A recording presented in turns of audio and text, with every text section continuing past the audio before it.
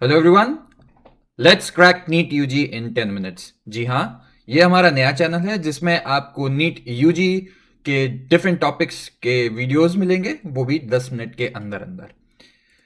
तो अब बात अनअकैडमी की जाए। अनअकैडमी इंडिया का लार्जेस्ट लर्निंग प्लेटफॉर्म है एंड यहाँ पे आपको मिलती हैं daily live classes from the best instructors in the country. Live test और क्विजेस भी मिलते हैं। जो हमने कोर्स डेवलप किया, they are very well structured.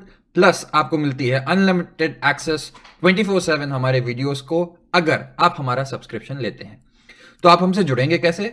इसके लिए अगर आपके पास एंड्रॉइड फोन है तो गूगल प्ले स्टोर पे जाएं, अनअकैडमी लर्निंग ऐप डाउनलोड करें। iOS है तो ऐप स्टोर पे जाके आप ये ऐप डाउनलोड कर सकते हैं। देन आपको नीट यूजी का सब्सक्रिप्शन लेना होगा। जैसे आप देख रहे हैं अपनी स्क्रीन पे कि कई ऑप्शंस अवेलेबल हैं, लेकिन नीट यूजी का एग्जाम थोड़ा टफ होता है, इसलिए 1 साल या 2 साल के जो सब्सक्रिप्शन हैं वो सबसे ज्यादा पॉपुलर होते हैं।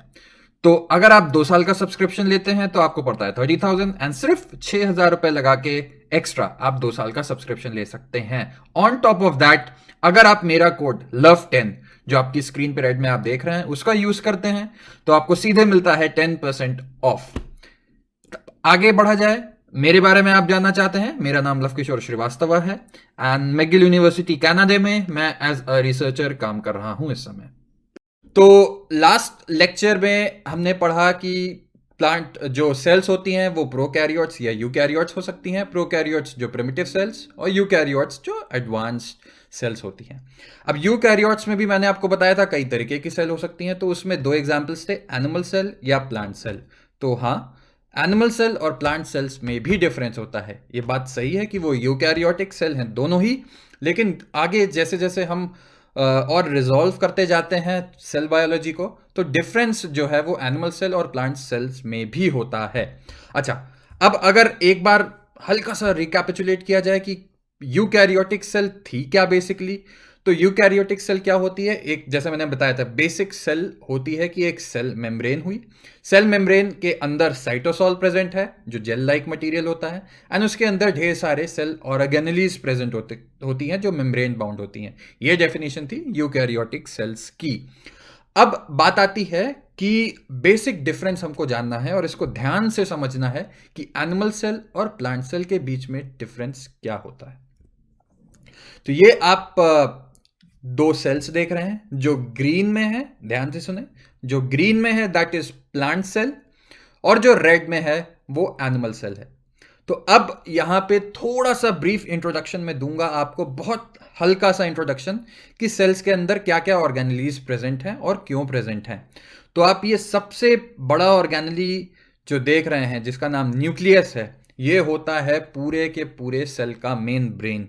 मेन जो आप कहेंगे मोस्ट इंपॉर्टेंट ऑर्गेनली सेल के अंदर क्या होता है? न्यूक्लियस। और इसी न्यूक्लियस के अंदर प्रेजेंट होता है जेनेटिक मटेरियल, जो कि जनरली एडवांस्ड ऑर्गेनिजम्स में होता है डीएनए।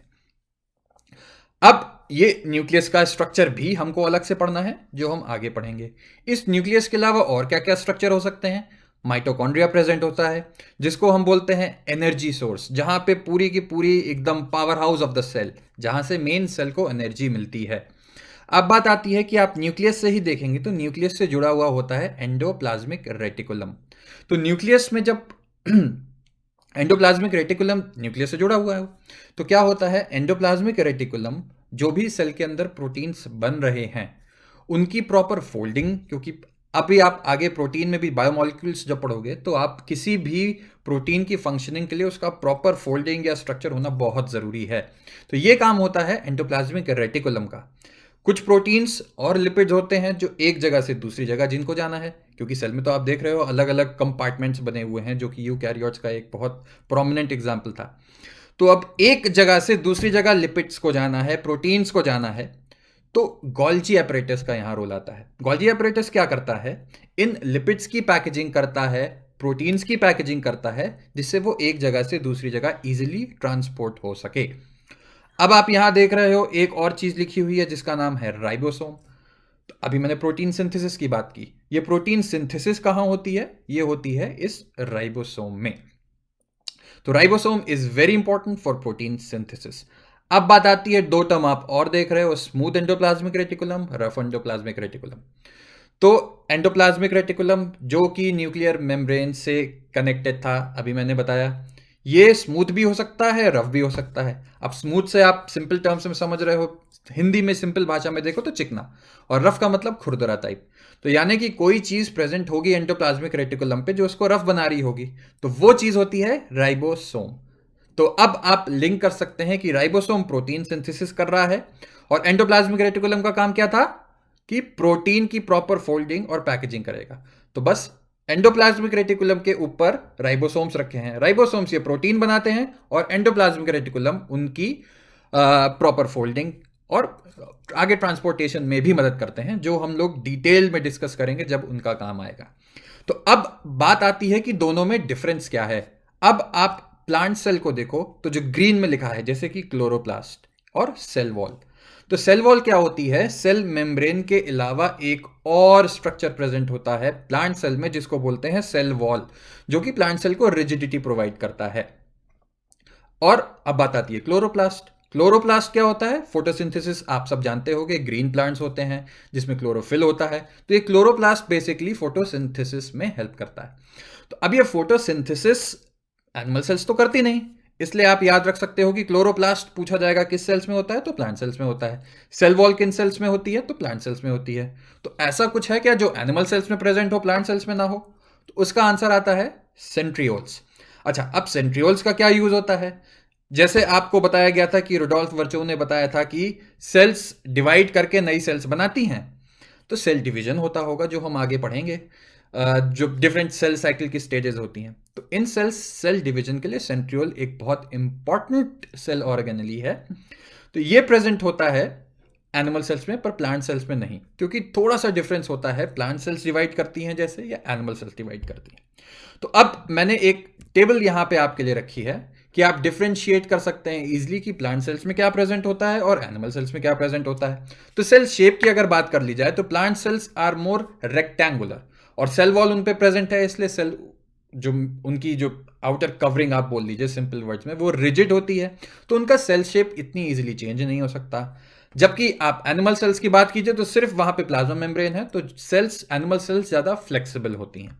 अब वैक्यूल, वैक्यूल क्या होती है, सिंपल टर्म्स में आप समझिए एक कैविटी प्रेजेंट हो सकती है, जो कभी कभी फ्लूइड भी जिसमें भरा हुआ हो सकता है। इसका रोल क्या होता है, ये जब हम सेल ऑर्गेनेलिज डिफरेंट पढ़ेंगे तो उसमें समझेंगे। अभी के लिए आप ये जान लीजिए कि प्लांट सेल्स में बहुत ढेर सारे वैक्यूल्स प्रेजेंट हो सकते हैं, मतलब 90% तक वो सेल वॉल्यूम कवर कर लेता है वैक्यूल्स, लेकिन एनिमल सेल में बहुत कम। सेंट्रियोल्स जैसा कि मैंने आपको बताया था कि प्लांट सेल्स में ऑलमोस्ट प्रेजेंट नहीं होता, लेकिन एनिमल सेल्स में प्रेजेंट होता है। क्लोरोप्लास्ट आप खुद गेस कर सकते हैं कि किसमें होगा, साइटोप्लाज्म, राइबोसोम, माइटोकॉन्ड्रिया, ये दोनों में प्रेजेंट होता है। प्लास्टिड्स, प्लास्टिड्स एक और चीज है जो फोटोसिंथेसिस से जुड़ी हुई है, तो किसमें प्रेजेंट होगी, प्लांट सेल्स में। एंडोप्लाज्मिक रेटिकुलम दोनों में होगा, गोल्जी एपरेटस दोनों में होगा, प्लाज्मा मेम्ब्रेन दोनों में होनी है, लेकिन सेल वॉल सिर्फ प्लांट सेल्स में होनी है। माइक्रोट्यूब्यूल्स जो सेल का साइटोस्केलेटन बनाता है वो दोनों में प्रेजेंट होता है। अब बात आती है न्यूक्लियस, दोनों में प्रेजेंट होगा। फ्लैजिला की कुछ सेल्स में मिल सकती हैं, दोनों ही केसेस में। बहुत फ्रीक्वेंटली प्रोकैरियोट्स में होती थी, बहुत ज्यादा अवेलेबल, पर यूकैरियोट्स में थोड़ी सी होती हैं, इसलिए दोनों केसेस में थोड़ी थोड़ी हो सकती हैं। तो ये था ब्रीफ डिफरेंस प्लांट सेल्स और एनिमल सेल्स के बारे में। होप आपने लेक्चर एंजॉय किया होगा। तो आप हमारा चैनल सब्सक्राइब करें और हमको ज़रूर बताएं हम कैसे इम्प्रूव कर सकते हैं। और ये जो लव 10 आप देख रहे हैं, ये मेरा कोड है जिसका यूज़ करके आप अनअकैडमी पे 10% का पा सकते हैं सीधा discount. Hope you enjoyed the class, thank you.